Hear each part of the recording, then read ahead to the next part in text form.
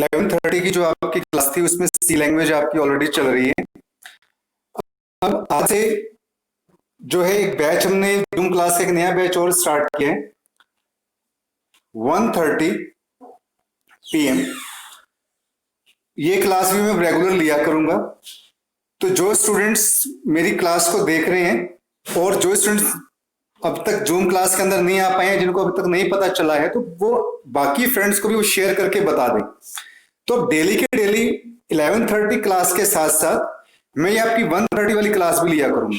उसमें हम सी डिस्कस कर रहे हैं और इसके अंदर मैं C++ जो आज से मैं स्टार्ट करने जा रहा हूं। और जिन भी स्टूडेंट्स का एग्जाम कमिंग मंथ में है, मई में जिनका एग्जाम हो रहा है, टाइम पूरा हो रहा है कोर्स का, या जिनका जून में टाइम पूरा हो रहा है, तो जैसे ही सब कुछ ठीक होगा, आपकी क्लासेस जैसे ही रेगुलर स्टार्ट होंगी और आपका एग्जाम जब भी होगा, तो आप अपनी तैयारी प्रिपेयर करते रहिए ताकि हम आपका एग्जाम टाइम के ऊपर ले सकें। ठीक है। तो बेसिक्स के भी आपके लेक्चर्स यूट्यूब के ऊपर अवेलेबल हैं, मैम ले रहे हैं। HTML की भी क्लासेस अवेलेबल हैं, अंकित सर ले रहे हैं उस क्लासेस को। ठीक है। और इधर आपकी जो है C और C++ की क्लासेस चल रही हैं। तो आप अपनी तैयारी स्टार्ट करके रखिए। ओके। अब मैं आपका स्टार्ट कर रहा हूं कंसेप्ट C++ का। What is C++? C++ is an OOPS programming language.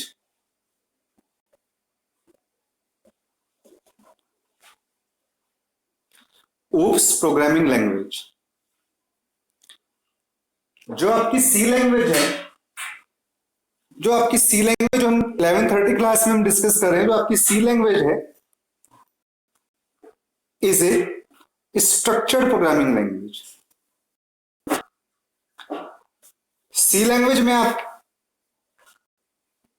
इसमें क्या होता है कि जब आप C लैंग्वेज के अंदर प्रोग्राम बनाते हैं तो उसमें क्या होता है कि एक एंट्री पॉइंट होता है आपके पास, आपने प्रोग्राम के अंदर आपने एंटर किया, और एक एग्जिट पॉइंट होता है इन C लैंग्वेज। C लैंग्वेज जो है एक स्ट्रक्चर प्रोग्रामिंग लैंग्वेज है। इसका मतलब क्या है कि इसमें एक बड़े प्रोग्राम को, इसमें हम क्या करते हैं, प्रोग्राम को फंक्शंस के अंदर हम क्या करते हैं, डिवाइड करते हैं। बट C का एक डिमेरिट पार्ट ये है, C की कमी ये है कि अगर प्रोग्राम बहुत ज्यादा बड़ा हो जाता है तो उसमें हमें प्रोग्राम को समझना हमारे लिए कॉम्प्लेक्स हो जाता है। ठीक है। उस कॉम्प्लेक्सिटी को रिड्यूस करने के लिए हम किस लैंग्वेज को फॉलो करते हैं, C++ को। अब स्टूडेंट जो सिंटेक्स C++ को हम क्या बोलते हैं, प्लस प्लस बोलते हैं। प्लस प्लस का मतलब क्या है कि जो फीचर्स C के अंदर हैं, यानी कि जो C लैंग्वेज के अंदर कीवर्ड्स हैं या जो C लैंग्वेज के अंदर डाटा टाइप्स हैं, वो C++ में भी होंगे, प्लस इसके साथ साथ C++ की कुछ अपनी एडवांस फीचर्स भी होंगी। मतलब जो C वाले सारे टॉपिक्स तो होंगे ही होंगे C++ के अंदर, बट अगर प्लस प्लस हम इसको बोल रहे हैं तो मतलब कि इसमें उसके अलावा भी कुछ और है। ठीक है।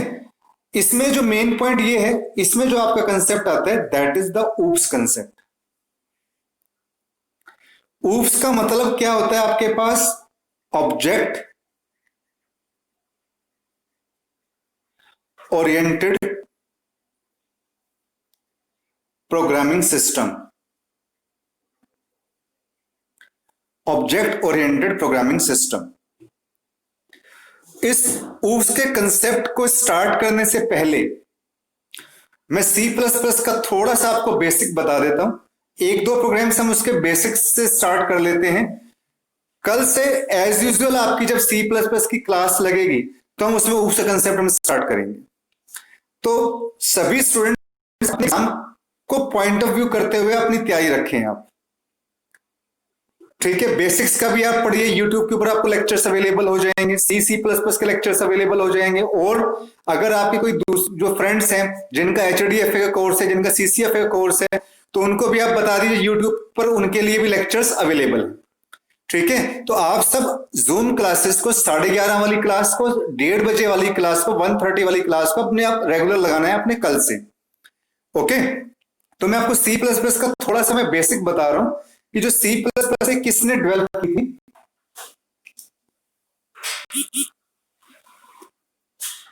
C plus plus was developed by Bjarne, BJARNE, Bjarne Stroustrup Bjarne Stroustrup ने जो है C plus plus language develop की थी। और आपको पता होगा जो सी लैंग्वेज डेवलप की थी वो डेनिस रिची ने डेवलप की थी, वो 1972 में आई थी। और जो आपकी सी प्लस प्लस लैंग्वेज है ये कब आई थी? 1979 में। और कहां डेवलप हुई थी? Eight AT&T bell laboratories. AT&T की फुल फॉर्म क्या है? American telephone and telegraph Bell laboratories in USA। Okay, तो एक सिंपल सा प्रोग्राम सी प्लस प्लस का मैं बना रहा हूं।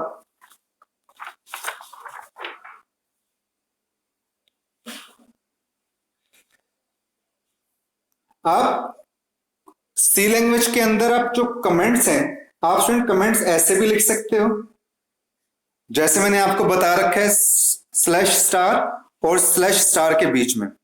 ये जो कमेंट लिखा जाता है ये मल्टी लाइन कमेंट होता है, मल्टी लाइन कमेंट। अगर आपको एक सिंगल लाइन कमेंट लिखना होता है तो आप कमेंट इस तरीके से भी लिख सकते हो, सिंगल लाइन के अंदर कमेंट लिखना है। तो ये जो कमेंट कहलाएगा ये आपका सिंगल लाइन कमेंट कहलाएगा। ये कमेंट का मतलब क्या है? जब आप प्रोग्राम को स्टार्ट करते हो ना, तो जब आप स्टार्टिंग में लिखते हो कि आप कौन सा प्रोग्राम बना रहे हो, ठीक है, ये उस चीज के लिए अगर आपको एक लाइन में देना है कमेंट तो आप इस तरीके से दे सकते हो, और अगर आपने मल्टी लाइन में कमेंट देना है तो आप इस तरीके से दे सकते हो। अब एक सिंपल सा प्रोग्राम डिस्कस करते हैं इसमें। हैश इंक्लूड, देखिए आप सी लैंग्वेज के अंदर आप क्या लिखते थे? stdio.h, ठीक है। इसमें आप क्या लिखोगे? iostream.h।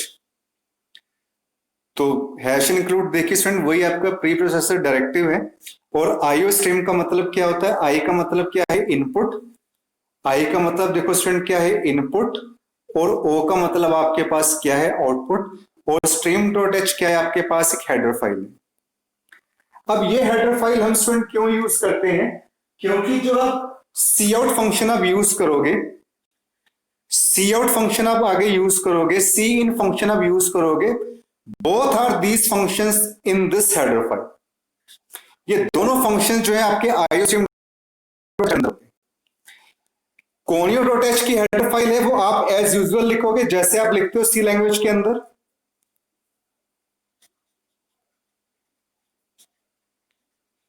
आप वैसे लिखोगे conio.h, ठीक है। मेन फंक्शन भी आप ऐसे स्टार्ट करोगे, void main। देखिए आप void लिख लीजिए, कई जगह int लिखा होता है, मैंने अभी आपको 11:30 क्लास में ही बताया था। मेन से आपका कोई भी हम प्रोग्राम स्टार्ट करते हैं, ठीक है। Main is a user defined function. CLR SCR आप ऐसे ही यूज करोगे आप। अब देखिए आप सी लैंग्वेज में अगर आप कुछ भी प्रिंट करवाते हो तो आप क्या लिखते हो? प्रिंटफ लिखते थे आप उसके अंदर। इसमें अब आप क्या लिखेंगे? सी आउट। सी आउट इन्वर्टेड कॉमर्स के अंदर आप कुछ भी लिख सकते हो स्टूडेंट। फॉर एग्जाम्पल यहां पे हम लिख देते हैं this is C++ class. Okay, एक सिंपल सी हमने स्टेटमेंट हमने प्रिंट करवा दी। गेट ch आप वैसे का वैसे ही लिखोगे और लास्ट में आप कर्ली ब्रेसेस को बंद कर दोगे। तो देखिए सबसे सिंपल सा प्रोग्राम है सी प्लस प्लस का, जिसमें हमने एक स्टेटमेंट को प्रिंट करवाया सी आउट के साथ। अब स्टूडेंट मैं आपको ये एक्सप्लेन करके बताऊंगा कि सी आउट होता क्या है। सी आउट का मीनिंग आपके पास क्या होता है? कंसोल आउटपुट, ठीक है। ये किस लिए यूज करते हैं? Print the statement on the screen. कि अगर आप स्क्रीन के ऊपर कुछ भी प्रिंट करना चाहते हो तो हम सी आउट का हम यूज करते हैं। अब सी आउट के आगे स्टूडेंट हमने ये साइन डाल रखे हैं, इस साइन को हम क्या बोलते हैं? इनको स्टूडेंट्स आप कह सकते हो, इसको आप क्या कह सकते हो? इसको हम बोलेंगे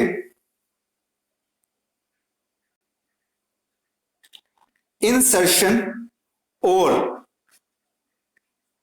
पुट टू ऑपरेटर। इंसर्शन और पुट टू ऑपरेटर।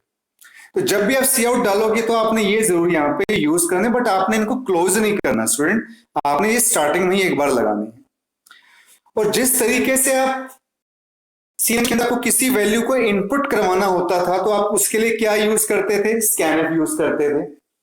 बट अगर मुझे सी लैंग्वेज के अंदर कोई भी स्टेटमेंट इनपुट करवानी है, मुझे सी लैंग्वेज के अंदर अगर कोई भी स्टेटमेंट मुझे इनपुट करवानी है तो मैं उसके लिए क्या यूज करूंगा? सी इन। इसमें इस तरीके से लगेगा।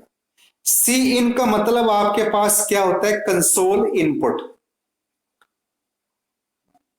It is used for input any statement